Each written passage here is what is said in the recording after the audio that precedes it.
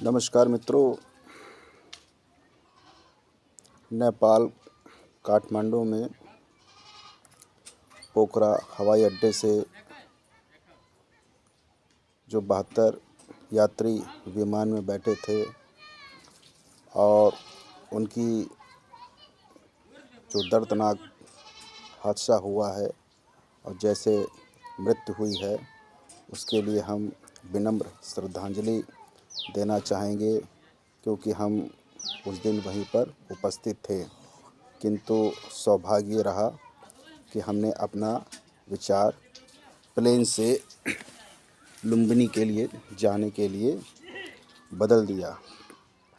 News में अधिकांशतः तौर पर ये बताया जा रहा है कि उसमें 72 यात्री शामिल थे और 5 यात्री हमारे भारत देश के थे, 15 यात्री विदेशी नागरिक थे, बाकी कहाँ के यात्री थे। हमारा ये मानना है कुल 67 यात्री जो थे वो विदेशी हो सकते हैं और शेष जो बचे हैं वो भारतीय यात्री हो सकते हैं। दूसरी बात हम ये कहना चाहेंगे कि विमान के अंदर यदि वो गाज़ीपुर का शख्स ऑनलाइन फेसबुक पे चैटिंग नहीं कर रहा होता तो शायद ये हादसा करीब 5 मिनट बाद पता चल पाता है। विभिन्न तकनीकी लोगों के माध्यम से अपने अपने अंदाज़े लगाए जा रहे हैं कि इसके पीछे क्या वजह हो सकती है। कुछ लोग कह रहे हैं कि शायद ये 5G की टेक्नोलॉजी से प्रॉब्लम हो सकती है। कुछ लोग ये कह रहे हैं कि विमान के अंदर तकनीकी समस्या हो सकती है। कुछ लोग ये कह रहे हैं हो सकता है कि जो मेन पायलट है उसने को पायलट को कुछ सिखाने के लिए या बताने के लिए कुछ ऐसी छोटी सी गलती कर दी हो जो लैंडिंग से ठीक 10 सेकंड पहले इतना बड़ा हादसा हो गया है। हमारा व्यक्तिगत मानना है कि जो चीज़ लैंडिंग होने में 10 सेकंड रह जाते हैं तो ऐसे मान के चलिए तकनीकी समस्या हो सकती है।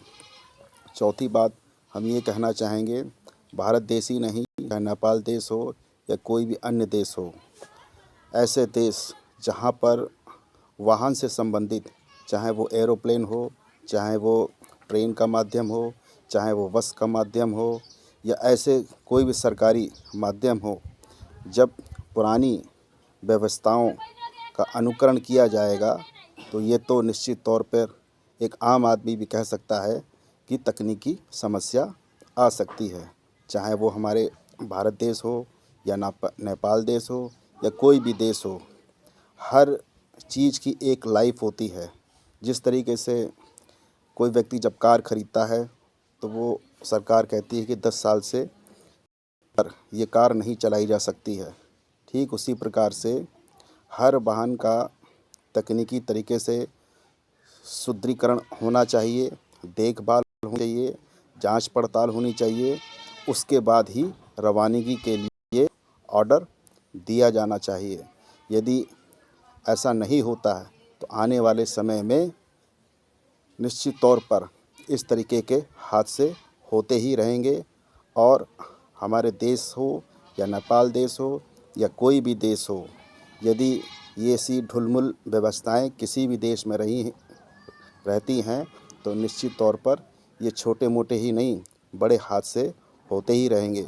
तो एक सामान्य नागरिक होने के नाते मौलिक अधिकार के अंतर्गत हम तो यही बात रखना चाहेंगे, निवेदन करना चाहेंगे, सरकार कहीं की भी हो, क्योंकि सरकार की ये नैतिक जिम्मेदारी बनती है, क्योंकि वो जनता के माध्यम से वोट लेती है, फिर उसके बाद सरकार का चुनाव होता है, तो ये सरकार का दायित्व बन जाता है कि एक स्थान से किसी दूसरे स्थान को जाने के लिए किसी भी प्रकार का वाहन हो, तकनीकी रूप से उसकी जांच पड़ताल निश्चित तौर पर हो जाना चाहिए और जो सवारी बैठी हुई है वो भी संतुष्ट हो जाए कि वास्तव में तकनीकी जांच हो चुकी है।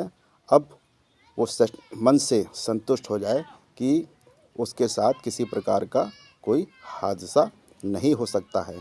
अंत में हम ये कहना चाहेंगे ईश्वर के ऊपर हर चीज़ छोड़ दी जाए, हम समझते हैं ये उचित नहीं है। जिस तरीके से माता पिता अपनी संतान को पाल पोस कर बड़ा कर देता है और शादी कर देता है, तो उसकी एक जिम्मेदारी ख़त्म हो जाती है।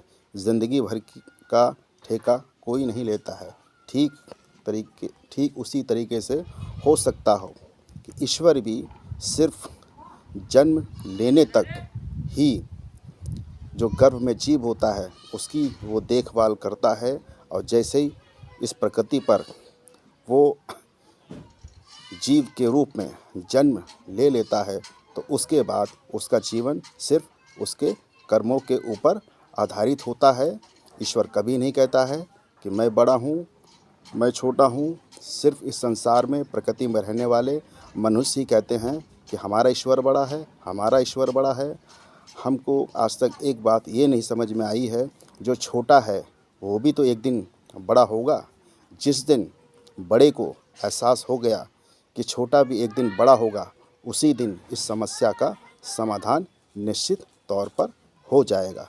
कुल मिला के किसी भी चीज़ का जन्म हमारे हिसाब से जो हुआ है वो एक प्राकृतिक ज्ञान के माध्यम से हुआ है, वैज्ञानिक माध्यम से हुआ है, और वैज्ञानिक माध्यम से, ज्ञान के माध्यम से ही हम सही गलत का फैसला कर पा रहे हैं, पाप पुण्य के नतीजों का आकलन कर पा रहे हैं। यदि विज्ञान नहीं होता है, यदि ज्ञान नहीं होता है, यदि शिक्षा नहीं होती है, तो ये मान के चलिए हम किसी निर्णय पर, किसी कीमत पर पहुंच ही नहीं सकते। धन्यवाद। जय हिंद। और अंत में जो पोखरा में विमान दुर्घटना हुई है उसके लिए हम तहे दिल से विनम्र श्रद्धांजलि देना चाहेंगे। धन्यवाद।